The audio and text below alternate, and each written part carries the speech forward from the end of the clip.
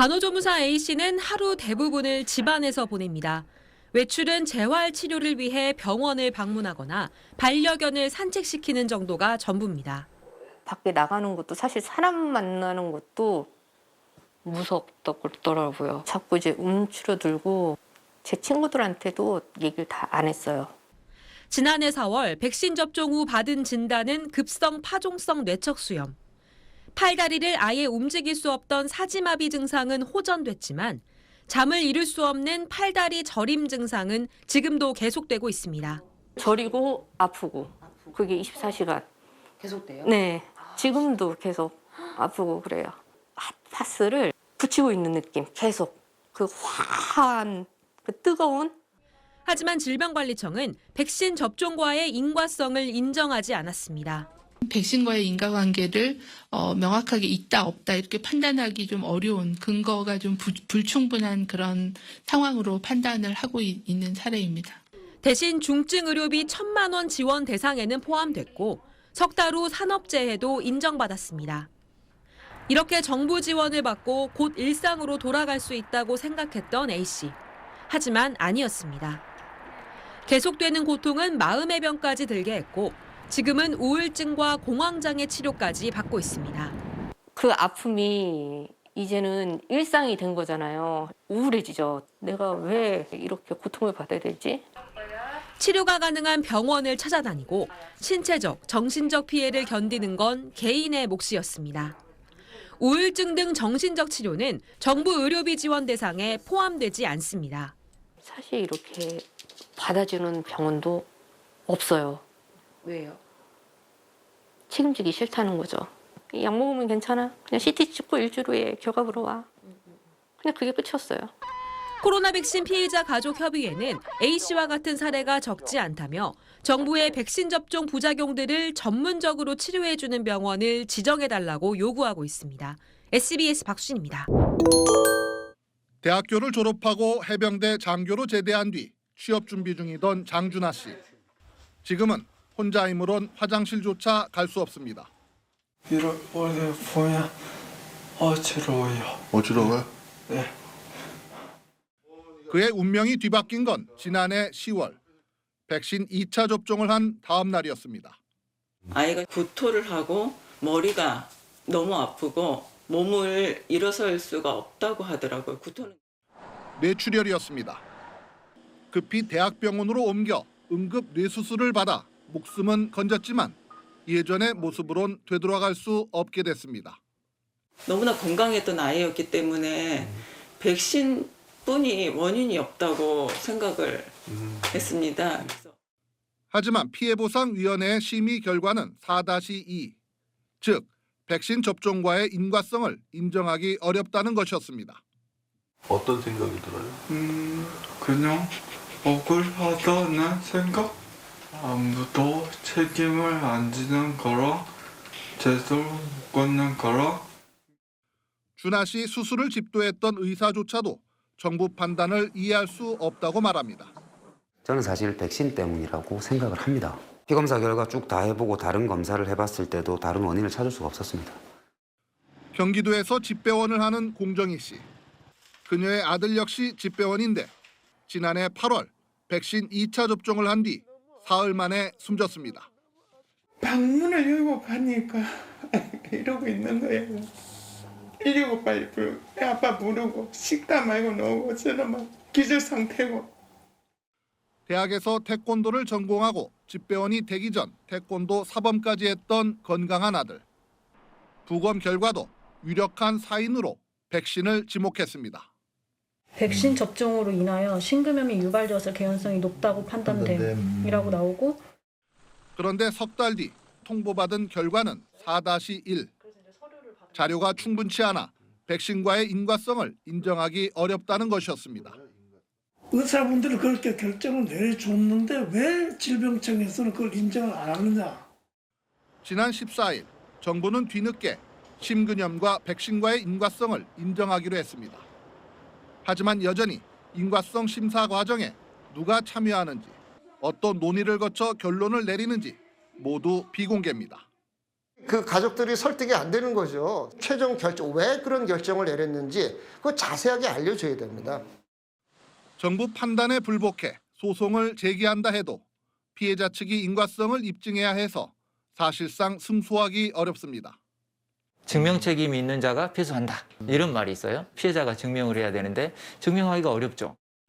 그래서 최근 국회에서 백신 부작용의 인과관계 증명 책임을 피해자가 아닌 정부가 지도록 하는 개정안들이 발의된 상태입니다. 앞으로 있을 또 다른 팬데믹에 대비하고 자발적인 백신 접종을 유도하기 위해서라도 인과성 심의와 관련한 법과 제도의 정비가 필요해 보입니다. SBS 박병일입니다. 김모 씨의 40대 아들은 지난달 2일 아스트라제네카 백신을 맞았습니다. 아들은 10년 전 발생한 뇌출혈의 후유증으로 요양병원에 입원했는데 어머니는 아들의 백신 접종을 반겼습니다. 하루라도 빨리 아들 얼굴이라도 보고 가서 만져라도 보고 그럴 욕심으로 허락한 거지. 하지만 아들은 접종 이틀 후 고열과 삼킴 장애, 사지마비 증상 등으로 대학병원으로 옮겨졌고 상세불명 2개 뇌출혈, 즉 뇌출혈 진단을 받고 긴급 수술을 받았지만 아직 의식이 없습니다. 질병관리청의 판단은 백신 접종과의 인과성이 인정되지 않는다는 거였습니다. 조사 결과는 A4 용지 한 장짜리 우편으로 전달됐습니다. 안내문에는 백신이 아닌 다른 이유로 인한 발생 가능성이 더 높다. 기저질환에 의해 발생했을 가능성이 더 높다는 말만 있을 뿐 인과성이 인정되지 않은 구체적 근거나 이유는 없습니다. 안내문 한 장짜리 읽으셨을 때 이해가 잘 되셨어요? 이해가 안 갔죠. 뭘 근거로 아니다. 이거를 결론을 내리냐고. 안내문을 보낸 지역 보건소에 전화해도 저희가 답변을 드릴 수 있는 능력이 안 되니까. 그럼 어디로 이거를 저기를 해야 돼요? 질병관리본부에다 하셔야지 뭐. 질병관리청 감염병 전담 콜센터에 전화를 해봐도 주사와 인과성이 없다 이런 판단은 이제 보건소 측에서 하시는 거라서 상세한 답변을 들을 수 있는 곳은 없었습니다. 실제 환자와 가족이 느끼는 정보 수요, 설명에 대한 필요를 현재 충족하기에 미흡하다는 거죠. 소통을 통해서 신뢰를 얻으려고 하는 조금 더 적극적인 노력. 백신 접종자가 늘면서 중증 이상 반응 사례도 늘어날 수밖에 없습니다. 백신에 대한 불안감을 줄이고 정부 조사 결과에 대한 신뢰를 높이기 위해서라도 투명하고 구체적인 정보 공개가 필요합니다. SBS 박수진입니다. 제주도에 사는 20대 여성 A씨는 지난달 26일 모더나 잔여 백신을 맞았습니다. 접종 닷새 뒤 혈전증 증상이 발생해 긴급 수술을 받았지만 지난 7일 숨졌습니다. 여성이 숨지기 전 의료진은 중증 이상 반응으로 신고하고 관할 보건 당국을 통해 질병관리청에 일반 혈전증이 아닌 백신 부작용인 혈소판 감소성 혈전증인지 검사해달라고 요청했습니다. 혈소판 감소성 혈전증은 주로 아스트라제네카나 얀센 등 아데노바이러스 계열 백신에서 드물게 나타나는 부작용입니다. 그런데 질병관리청은 검사 요청을 받아들이지 않았습니다.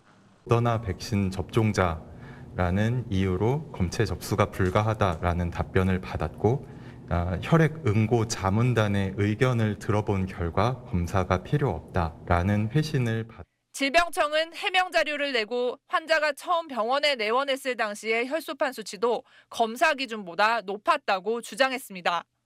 하지만 SBS의 추가 문의가 이어지자 질병청 관계자는 내원 이후엔 혈소판 수치가 기준 이하로 더 떨어진 건 맞다고 답했습니다. 미국에선 모더나 백신도 접종 뒤 혈소판 감소성 혈전증으로 사망한 사례가 보고된 바 있습니다. 보건당국은 숨진 여성 사례의 심층 역학조사를 마치는 대로 백신 접종과 사망 간의 인과성 평가를 실시하겠다고 밝혔습니다. SBS 유승현입니다.